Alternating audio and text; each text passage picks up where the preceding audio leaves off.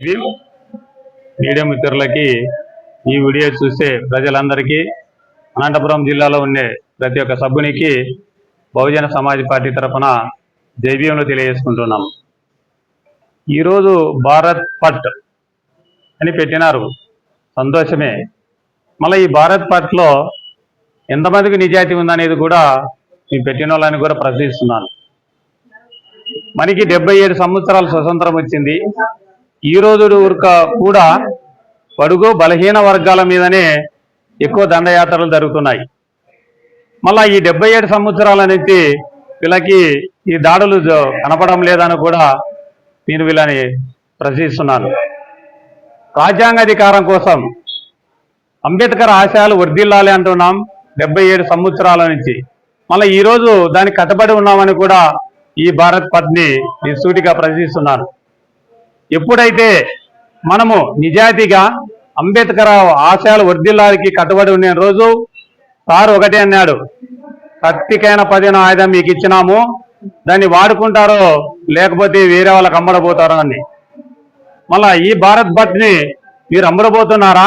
నిజాయితీగా అంబేద్కర్ సార్ కోసం మీరు పనిచేస్తున్నారా అని మిమ్మల్ని హెచ్చరిస్తున్నాను. ఇంకా ముందట ఒక 2 నెలల కిందట సత్యనారాయణ మీద విలేకరు ఆయన మీద మన గీతా మేడం గారు పోయి ఇంటిపై కొడితే విలేకరులు అందరూ వచ్చి బహుజన సమాజ్ పార్టీ రిలే నిర్దీక్ష 7 రోజులు చేస్తుంటే ఈ అనంతపురం జిల్లాలో ఉండే విలేకరులకు కూడా బహుజన సమాజ్ పార్టీ తరఫున కృతజ్ఞతలు కూడా తెలియజేసుకుంటున్నాం. ముఖ్యంగా ఏది పబ్లిక్ కావాలన్నా మీడియా మిత్రులు ముఖ్యం. ఈ దేశానికి మనిషికి ఎంత ముఖ్యమో ఈ విలేకరులు కూడా అంతే ముఖ్యమని కూడా తెలియజేసుకుంటున్నాం. జరగబోయే దినాలలో అనంతపురం జిల్లాలో కాదు, ఎక్కడి చేసినా కానీ విలేకరుల మీదే కానీ ఏ చిన్న మనుషుల మీద కానీ ఏమన్నా దండయాత్రలు జరిగితే బహుజన సమాజ్ పార్టీ వీళ్ళకి అండగా ఉంటుందని కూడా మీ అందరికీ తెలియజేసుకుంటున్నాం. ఇంకొక ముఖ్య విషయం ఏంటంటే, ఒక 2 నెలల కిందట మే నెలలో బహుజనులు దళితులు ఎవరైతే క్రిస్టియన్స్ లేకపోయినారో వాళ్ళకి రిజర్వేషన్లు బంద్ అవుతాయని చెప్పినారు. సుప్రీంకోర్టుకి ఒక హెచ్చరిక, మా మీద 77 సంవత్సరాల నుంచి బడుగు బలహీన వర్గాల మీద ఎన్నో హత్యలకు కానీ భూమి ఆక్రమణలు కానీ జరుగుతున్నాయి, అవి మటుకు మీకు కనపడడం లేదని కూడా సుప్రీంకోర్టు గారికి తెలుసుకోవాలా.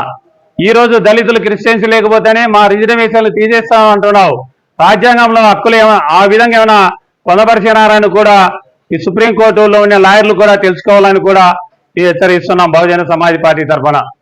ఈ రోజు జరగబోయే దినాలలో కూడా బహుజన సమాజ్ పార్టీ కోసం, సిద్ధాంతం కోసం ఈ ఏరియాలో కాదు మొత్తం ఇండియా లెవెల్లో కూడా అందరూ ముందుకొస్తే దళితులకు బహుజనులకు న్యాయం జరుగుతుందని కూడా బహుజన సమాజ్ పార్టీ తెలియజేస్తుందని కూడా తెలియజేస్తూ, ఈ అవకాశం ఇచ్చిన మీడియా మిత్రులకి సూచే ప్రజలకు కూడా మరొకసారి బహుజన సమాజ్ పార్టీ తరఫున జై భీమ్ తెలుసుకుంటున్నాం. జై భీమ్, జై భీమ్.